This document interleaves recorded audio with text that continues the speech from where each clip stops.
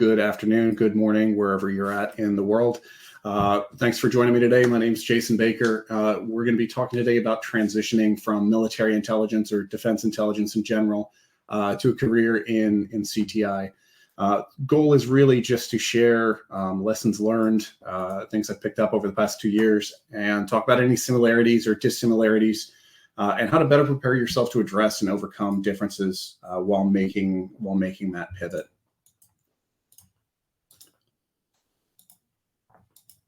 Okay, so I'll introduce myself. We'll go over a little bit on the most common backgrounds and focus areas for MI practitioners in this day and age before talking about what most CTI roles look like and where those skills might overlap. We'll discuss similarities and challenges in the intelligence cycle, measuring impact, applying analysis, and communicating to stakeholders. And we'll close out with translating experience, shoring up any skill gaps you may have, and a sort of catch-all on frequent misconceptions you should be aware of. And at the end, if we've got time, we'll take any questions or anything like that.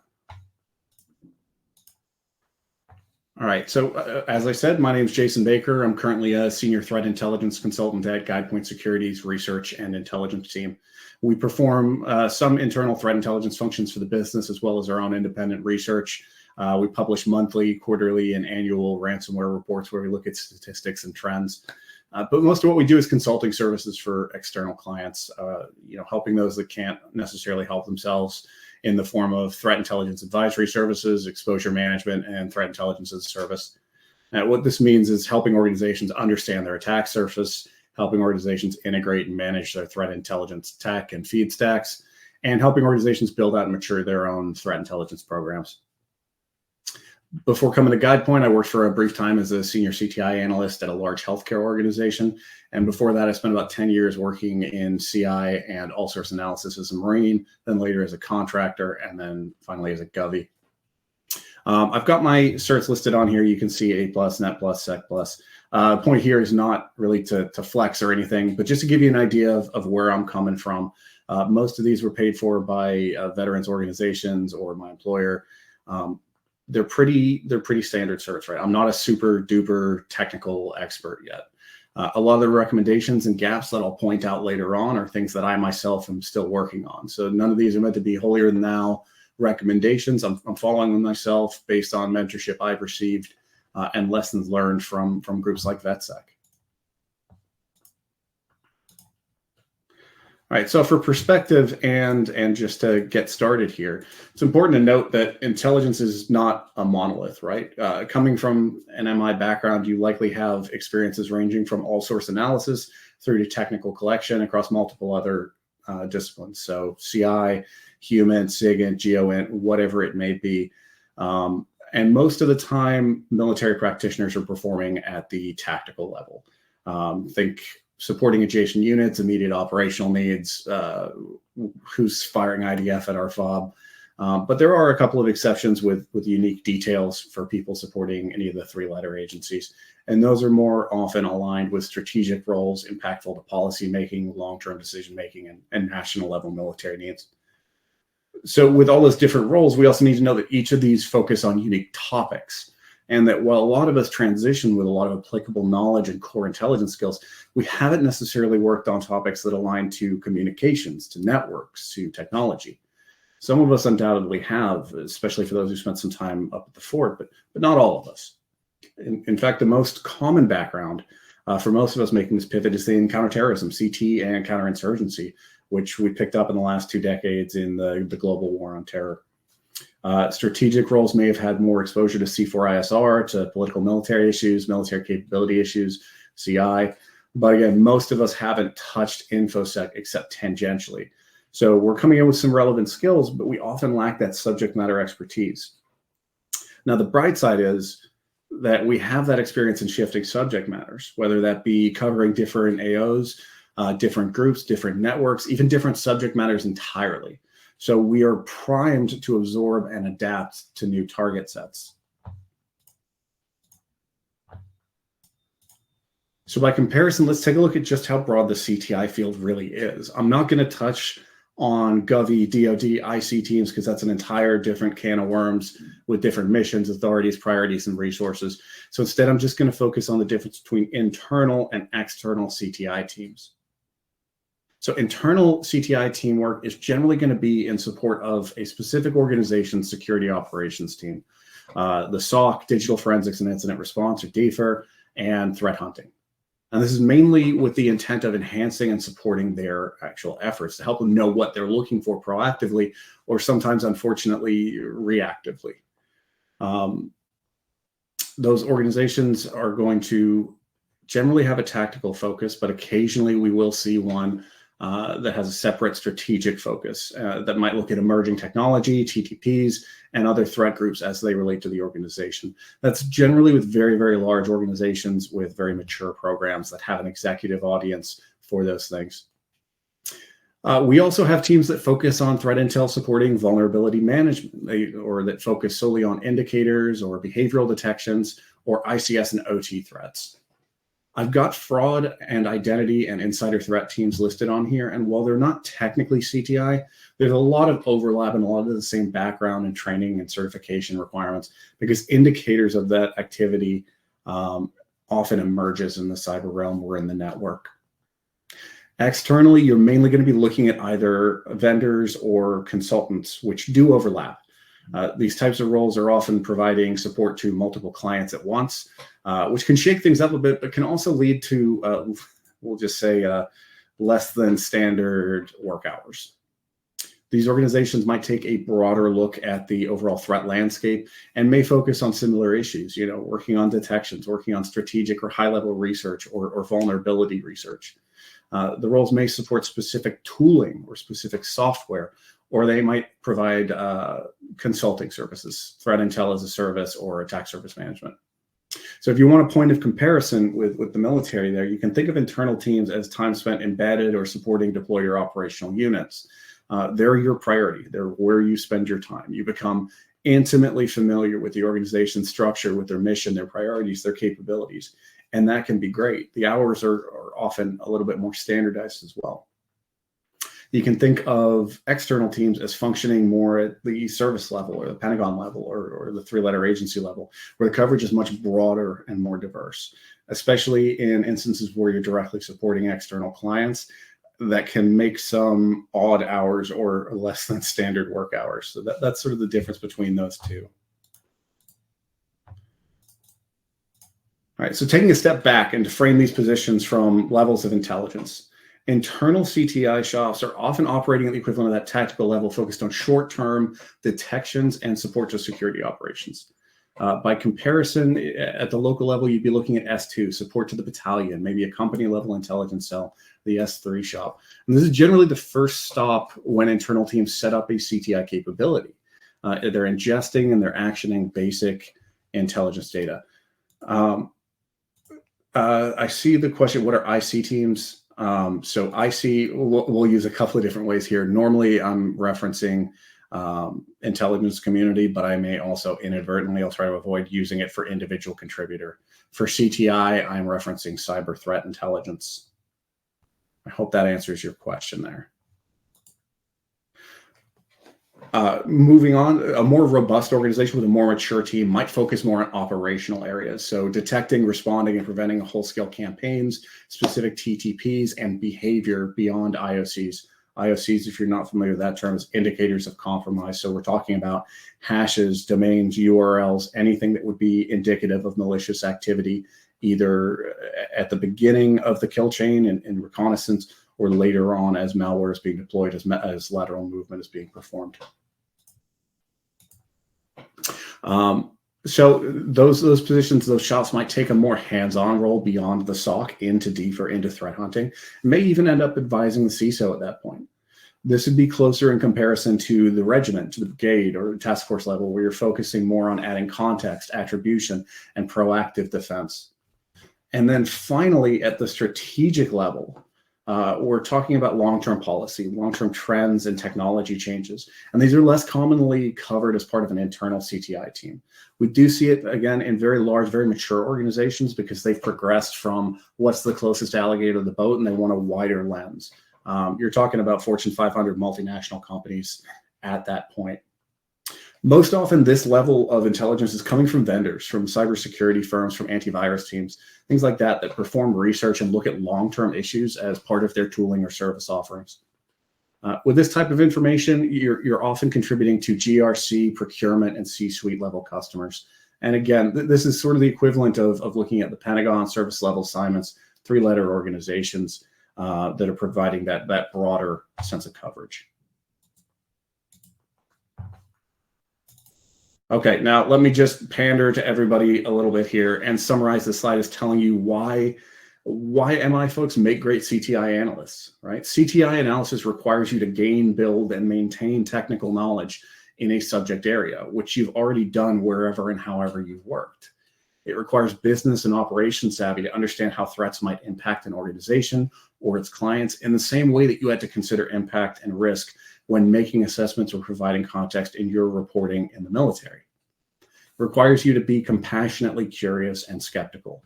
You have to be a critical thinker that's willing to go beyond just believing what you're told or what you see. I know for a fact any of you that may have worked in collection have these skills in spades.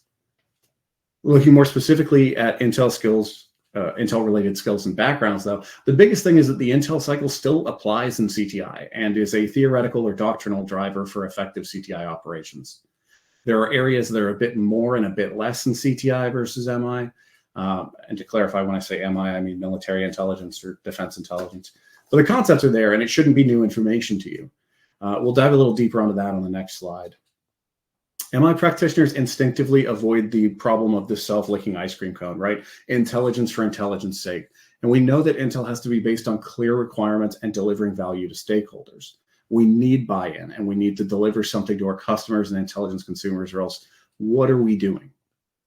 The strong CTI practitioner is dogged in their research and persistent in the face of failure, turning up nothing, hitting dead ends, and acknowledging what the capabilities and limitations of your tool sets are. Sadly, again, in MI, we've all learned how to juggle multiple tool sets. We've all know what it is to keep going when we hit a dead end. You have to keep digging deeper over time. In CTI, we have to communicate well to be effective across a wide range of audience, cross-functional teams and the like, to realize the true potential of what it is that we're bringing to the table. Like, yes, security operations can use our information, but maybe the CISO can as well. Maybe the security awareness and training team would benefit from trends and lessons learned that we've come across. Maybe the wider community would benefit from our sharing information through ISACs, through InfraGard, other information sharing organizations. Knowing that who, the what, the when, and the where of what your intelligence is and communicating it accordingly is what can drive the most impactful intelligence operations in CTI. And finally, and I know I touched on this before, we have to scrutinize our sourcing and we have to apply good analytic tradecraft. This is how we avoid spending on tools and feeds that offer little value, how we avoid jumping all the way to 11 because the boss saw something on Twitter, and how we enhance our confidence levels to justify decisive action. It is our critical thinking and our foresight that really allow us to move beyond predictive AI models or regurgitating news stories and to enter that world of providing impactful analysis.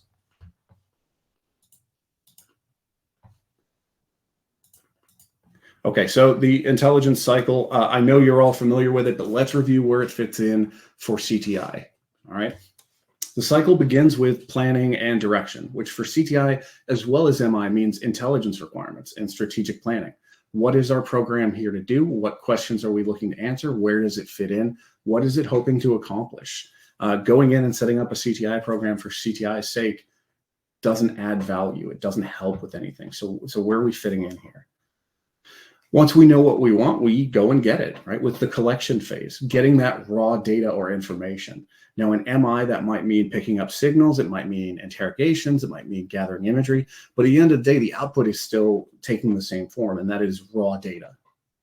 For CTI, this often takes the form of open source and commercial threat feeds, which will pump data in the form of indicators into our tech stacks for further action. For some organizations, this could also take the form of online persona collection, which is essentially virtual human, observing and interacting through sock puppet accounts with threat actors and other personas in virtual social spaces or marketplaces. And once we have that raw data, we move through processing and exploitation, where that raw data is reviewed, enhanced, corroborated, or otherwise enriched to produce information. Information is more digestible than data, but it still isn't intelligence yet. And this is where things can get a little confusing with our vocabulary and CTI. For most teams, this stage will look like enrichment and collation of threat feeds through a threat intelligence platform or something similar. That's balancing indicators from one source against others to see if we can corroborate them to increase our confidence level, or pivoting off of initial indicators to discover associated infrastructure. Is this intelligence in the doctrinal sense? No, it's still information, but that doesn't mean that it doesn't have value to a set of consumers. Once we've processed and exploited data into information, we have the human element, our analysis and production, where we take all of this information, review it in context, consider organizational information needs, and produce deliverables informed by analytic tradecraft. This means scrutinizing sourcing, validating information, corroborating our reporting, considering alternatives, and making actual informed assessments. In MI, this will normally take the form of a short or long form written product. But in CTI, there's a very broad range, from threat profiles to detection signatures to those same short and long form articles for an executive audience or readers. Next, we have dissemination, which is getting analyzed and finished intelligence to customers in a timely manner. This ties back into that question of requirements and knowing your audience. Does a CISO need to have, does he have anything to do with a YARA signature? Do detection engineers care about long-form PDF articles? And are either of them able to do anything with them? Have we made it easier for them to consume and to action? And finally, and I apologize, this is on the next slide and it's not depicted here, but feedback and evaluation. This is where we close out that cycle by asking our consumers to scrutinize us as analysts. Was the information timely? Was it accurate? Was it actionable? And if not, how can we do better? This is most often the missing critical piece in the intelligence cycle, because it feeds back into our planning and direction phase. If we're not delivering to meet requirements, we need to alter our requirements or alter our collection or alter something to get there. If the right people aren't consuming our intelligence, maybe we need to reevaluate who our customers are or how we deliver that intelligence. But without this piece, we end up flying blind as to where our information is going. MI unfortunately struggles with this almost as much as CTI does. Okay, so we touched on what the cycle looks like notionally, but in terms of real life CTI program, and this is meant to give you some areas where your background in intelligence, your understanding of the intelligence cycle and intelligence programs can help us make improvements and overall deliver better on the promise of CTI. A lot of the time we can do better. We struggle with differentiating between data, information, and intelligence and how it transforms along the way. And we struggle in making sure that we are producing timely, accurate, and actionable intelligence. Unfortunately, you need all three for intelligence to be relevant. It doesn't matter if our analysis is accurate. It doesn't matter if it's actionable. If it's coming 3 months too late and the actors have moved on to other things, it's no longer timely. It doesn't matter if the information is timely and accurate, if there's absolutely nothing we can do with it and it's purely theoretical. And it doesn't matter if the information is timely and actionable if it turns out not to be accurate. Our CTI intel cycle can and will result in intelligence that meets these needs, but it has to overcome its own hurdles to do so. In terms of planning and direction, most CTI teams use generic requirements or rely on institutional knowledge to drive our collection operations, which assumes that all people want to know the same thing, which I don't have to explain to you is just not the case. It's often made worse by stakeholders who refuse or fail to understand their role in generating requirements and communicating what it is that they need through their CTI program. Collection's often limited to open source or commercial threat feeds, which limits more proactive observation and collection in favor of easily changeable indicators that are at the bottom of the pyramid of pain. If you're not familiar already with the pyramid of pain, I think it's David Bianco, go look it up. It's on the SANS website. I don't have enough time in this presentation to get into it, unfortunately, but it's a great model for considering what collection is going to have the greatest value and imposes the most amount of pain on an adversary. And of course, for processing and exploitation, when we're looking at feeds, this requires tools to parse all of this information, to bounce it off of other indicators. And some smaller shops just don't have this capability. Some larger shops don't have them properly integrated. It can become a stovepipe for receiving data and not directing it the right way. It can slow down the process while adding minimal value. And in some cases, honestly, some smaller shops would be better resourced with an internal database or even just an Excel spreadsheet.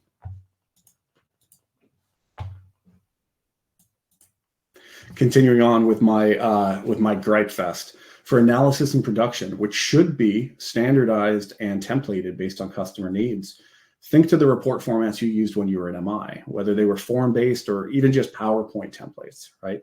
They're often instead scattershot. They're not responsive to customer needs, they're inconsistent, or they don't consider how that data needs to actually be ingested and consumed and actioned. Dissemination similarly varies very widely. Sometimes it's automated, other times it just depends on distro lists or even Slack channels or Teams channels. The inevitable result is readers who don't always get and don't always read your intelligence, emails that are missed, data that isn't ingested. And finally, and as I alluded to on 2 slides ago, the toughest nut to crack in CTI is evaluation and feedback. Security operations, vulnerability management, CISOs, all these folks are very busy, as should you be. And they will unfortunately use that as a reason or justification for not providing feedback unless we make it simplified and we are incentivized to produce it, or they are incentivized to produce it. This has to be done if we want to refine our sourcing, cut out redundant threat feeds, and improve our analysis. But it's without a doubt the biggest hole and missing piece in CTI.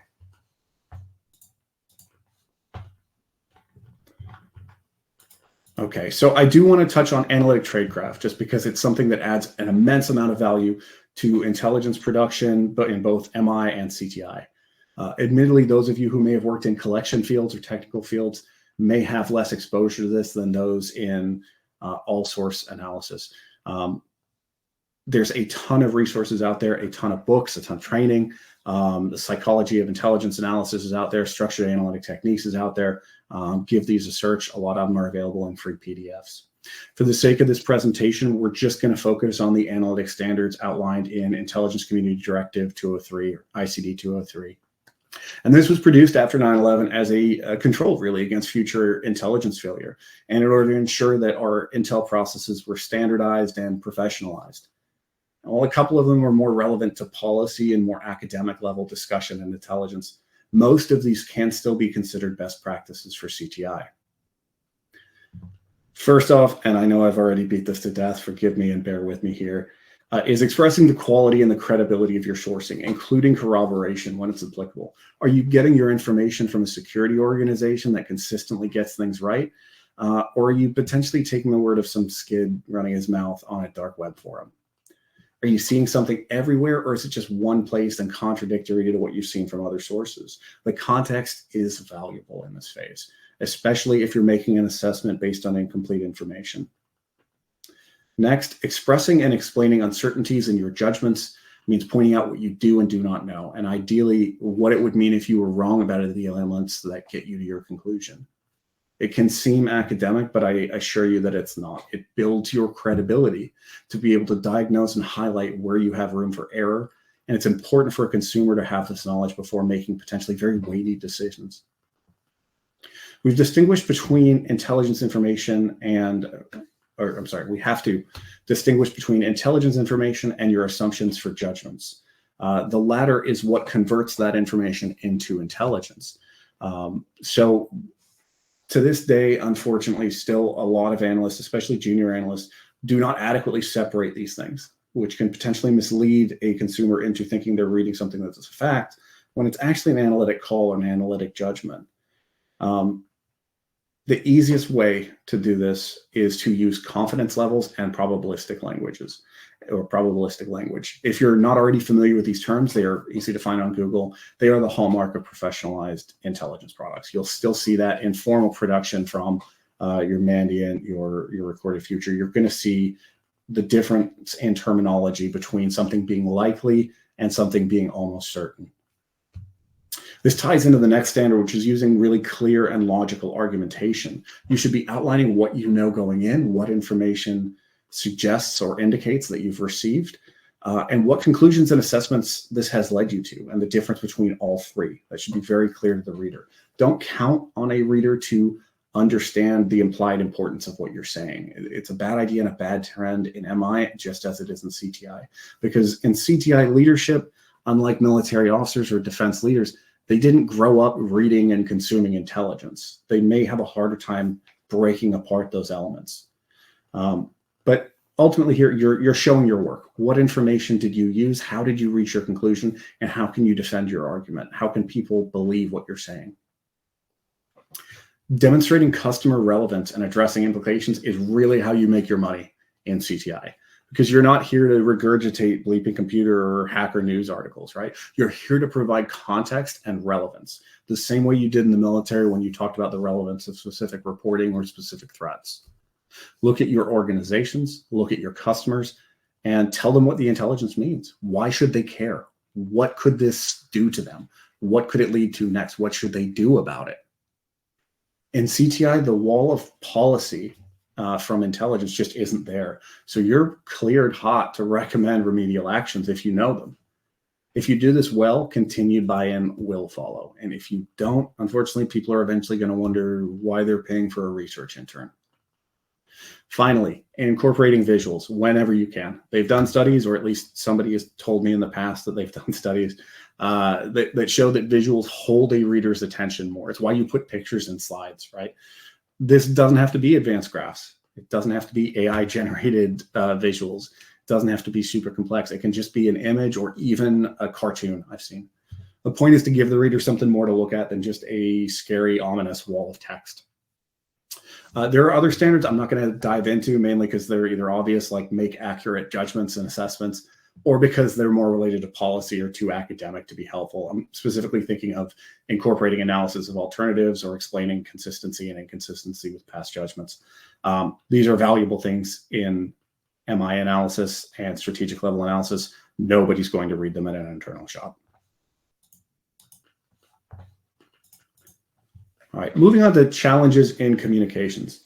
Most of our issues as veterans moving into CTI are based on expectations and lanes which might be much wider than they used to be.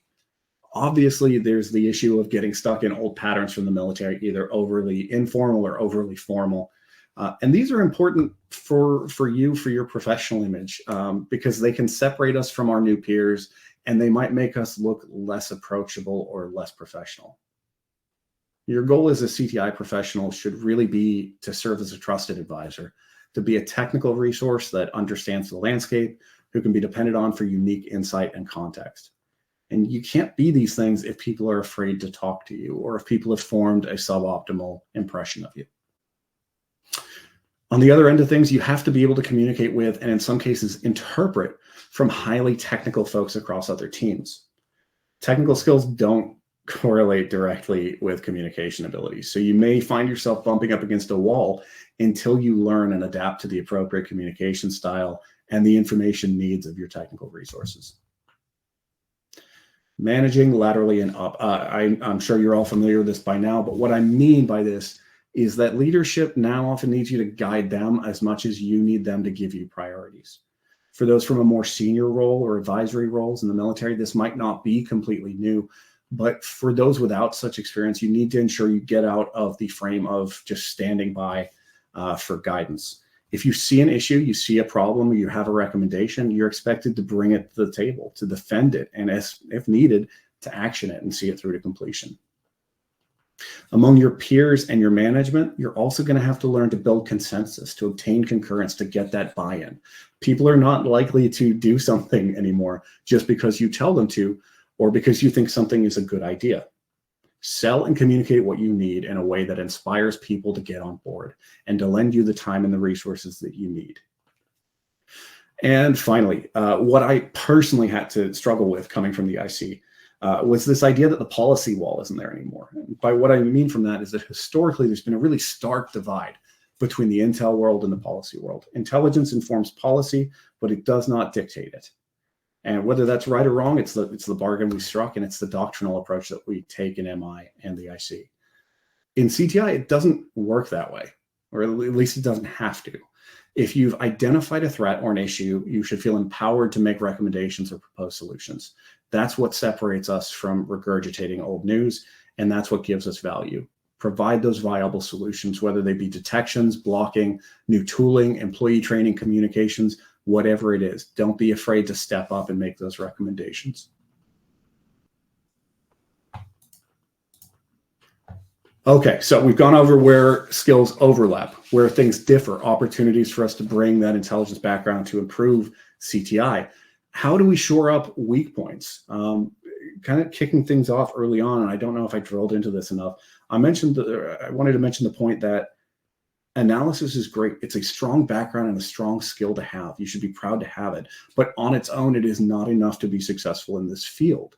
It's just absolutely not. The worst cliche you can be, and I say this as this was 100% me at the start of my time in this field, is that guy who knows what analysis looks like, how to make words sound pretty, and who can regurgitate reporting, but doesn't know the subject matter deep enough to dig deeper or understand the full context of something. There's no way to avoid this fact that the CTI, beyond the scope of bad guys are going to keep doing bad stuff, requires an understanding of hardware, software, and networking.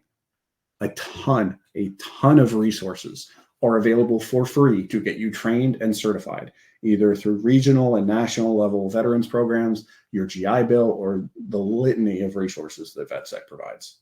There's just not an excuse anymore for, I don't know where to look, or I don't know how to teach myself.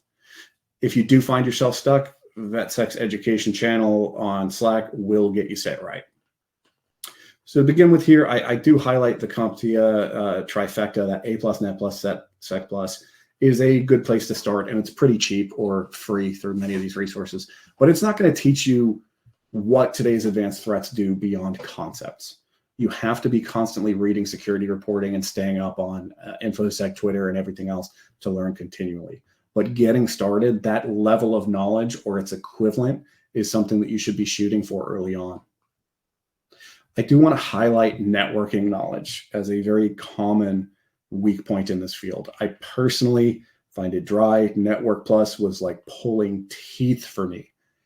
But you do need to understand it if you want to understand a full half of the picture of what we're looking at with threat actor behavior once they're on your network. It's not just about what do they do once they're on a device, but how did they get there in the first place? How are they communicating? What protocols are they exploiting or abusing? It's not enough to just focus on hardware, software, malware, and the like. Carrying on, sooner rather than later, you're going to want to understand more about where CTI is being used and how is it being used, which for many will be SOC, DFIR, and threat hunting teams.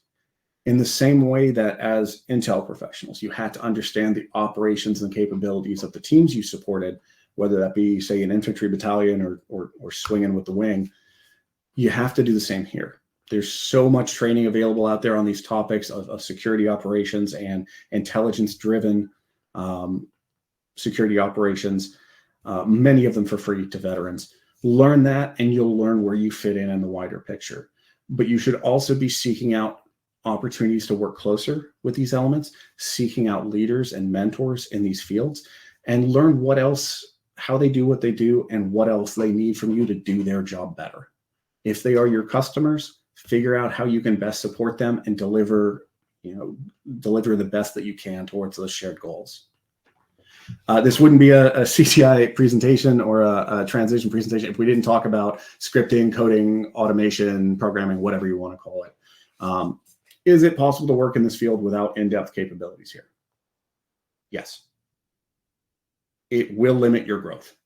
I see more and more recs and expect some level of proficiency in, at a minimum, an object-oriented or high-level programming language like Python. Additional languages, there's plenty of them. I won't dive into here. Python is often a good place to start because it's relatively easy to understand, and there are hundreds, if not thousands, of free resources on getting started there in the basics. So learning that will open up opportunities for automation and improving your workflow, which is great. But at a minimum, you should seek to understand how to read a Python script, understand how it works, learn the basics of syntax, variables, data structures. And this will help you understand more how devices interpret commands and better understand how an adversary is interacting with victim devices and networks. On that same note, understand the command line, Bash, PowerShell. While those can also help you with automation and parsing data, they're best for helping you understand at the forensics level how an adversary does what they do when they're interacting with a device or a network.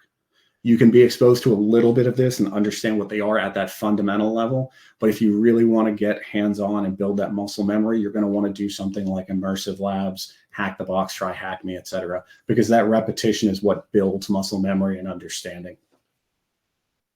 In the same area, a lot of fundamentals you'll learn in the process may later when you get on the job and when you start working be automated or covered in some kind of tooling that you'll have access to. I cannot stress this enough. There is no point in becoming a button pusher. Sooner or later, a contract will not be renewed, a tool will go down, or you will need to dive deeper into an issue beyond what your tooling supports. Your knowledge of those fundamentals will provide you with better insight and allow you to be a value add to your organization, regardless of what resources you have. Buttons and automation should always save you time on more pressing issues, more cognitively demanding issues. But if you fully replace our knowledge and abilities with buttons, then what are we doing here?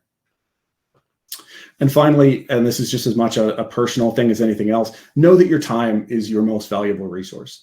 Some of you are already in your 30s and beyond. Some of you have families, young kids, full-time jobs. It really takes away from the amount of free time that you have available for training and professional development while also enjoying your life.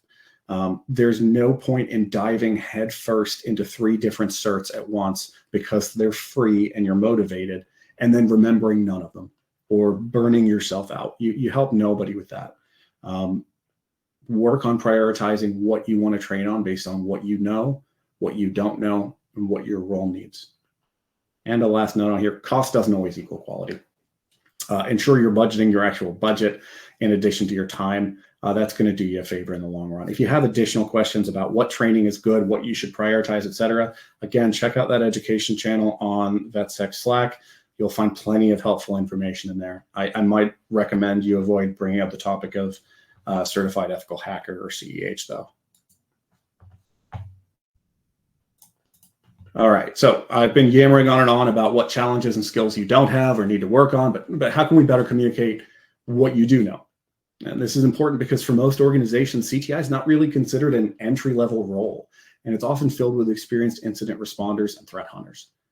The advantage that you do have over these individuals is in your intelligence experience and your knowledge of intelligence processes, which aren't necessarily something these individuals have. With that in mind, playing up what experience you do have while shoring up the knowledge and skills you don't is what's going to help you here. Networking and mentoring is also going to be key in giving you a leg up in situations where you may otherwise be considered a weaker candidate. I got my position, my current position personally, from a referral by a mentor I met over at Veterati. Seek out those opportunities to build relationships with people who want to help you and who will over time come to vouch for you and refer you. Even once you've got your foot in the door in the industry, that's still going to be the fastest way to your next position and your next steps in your career. One note that I will add here, please do not just go spamming people on LinkedIn. I know none of you would do this, but please don't just spam people on LinkedIn asking for referrals. It's a huge red flag. It tells someone you want something for nothing and don't have the patience to even have a conversation. It doesn't have to be a month-long back and forth dialogue before you go in for an ask, but put forth some effort and give somebody a reason to want to help you, share their knowledge with you, share their lessons with you. So other than training, there are also opportunities to highlight any independent projects or work you've done. Use your portfolio, your GitHub, anything else. I've met people who set up and run their own home lab to demonstrate that they know networking, and they blogged about it along the way. I've seen others set up instances of open CTI, demonstrating they know enough about a threat intel platform, how to set it up, how it works, and the concepts behind that. The list of possibilities here is really endless and only up to you. You could publish malware analysis, threat actor profiles on a Medium or a Substack. These can all be considered part of your portfolio. I will add a pretty big asterisk on the end of this. This really only works when you're interacting directly with somebody or in an interview and you've made it past an initial screening. I won't pretend that automated tracking systems are built to give a hoot about anything like this. And then finally, there's a ton of resources for translating your experience into resume appropriate wording. VetSec's resume help channel can help you tear down and build up your resume so it's actually in English and not just jargon.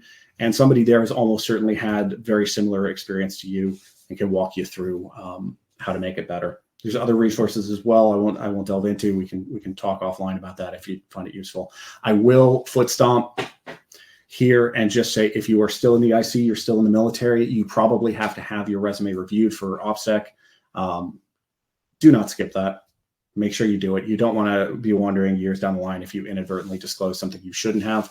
I recommend submitting a very large resume for that, something like a federal jobs resume, your 7-8 page one, so that you can pull out pieces from that afterwards as needed. Oops, daisy, went too far. All right, I'm actually going to skip this slide because we're coming up on time. Okay, all right, so wrapping everything up here, everything you've done, everything you are have value and relevance in this field, but you cannot expect a one-for-one transition. You have to be purposeful in your time, in your training, and in your networking and your mentorships. You're changing your entire career. Consider your identity, your purpose, and your priorities along that process. Moving into CTI means you will be constantly learning, constantly adapting, constantly improving. And that includes with your training and your professional development, your communication skills, you name it. And I'm not saying to burn yourselves out, but be realistic about the level of commitment that is going to be expected of you, especially in your early and first roles. The community is full of people who actively want to help you in VetSec and outside. Reach out, ask for help, seek mentorship, and learn from those who've gone before you. If you're transitioning from being a leader in the military, this time can be a little bit more difficult for you. But know that being an individual contributor doesn't make you less of a leader. You can lead laterally and upwards when you're in a position to do so, and you can learn from the successes and, unfortunately, failures of your leadership when it's time for you to follow. Speaking of failure, own your successes, learn from your failures. You will fail a lot early on. Not just in dropping the ball on some project or saying something that later turns out to be completely wrong, or not understanding a really complex technology, or not understanding a really basic technology. Laugh it off, internalize the lesson, move on. When you succeed, conversely, own it. You're no longer necessarily a silent professional who can't talk about what you do. Keep one of those I love me records that you maybe used to keep for your evaluations. Keep it up to date. Speak, tweet, do whatever people do on LinkedIn. You're going to be your best advocate for your career and your next career moves. Keeping those memories and those victories is also going to help keep things going when things might be a little bit more dull or things might get a little tougher. This is a really incredible job. It is challenging, rewarding. It gives you an opportunity to interact with some really sharp people. I personally found big corporateness difficult when I left government, and I can't think of many other private sector jobs that still allow me to say I work every day to make life harder for bad guys, or to help others make life harder for bad guys. It's an imperfect field with a long way to go towards maturing and standardizing, but I hope that each of you here today have an opportunity to make that movement and that shift happen. Thank you a ton for taking the time to join me today. Please don't hesitate to connect with me on LinkedIn or Slack or wherever with any questions. One last shameless plug I do have here. If you're still in the service and you're looking at SkillBridge or internships in general and you're out of the service, GuidePoint Security does run a SkillBridge program and an internship program. So please shoot me a message on VetSec if you're interested in talking about that or learning anything more there. Again, many thank yous, everybody, for joining me today. I look forward to connecting afterwards.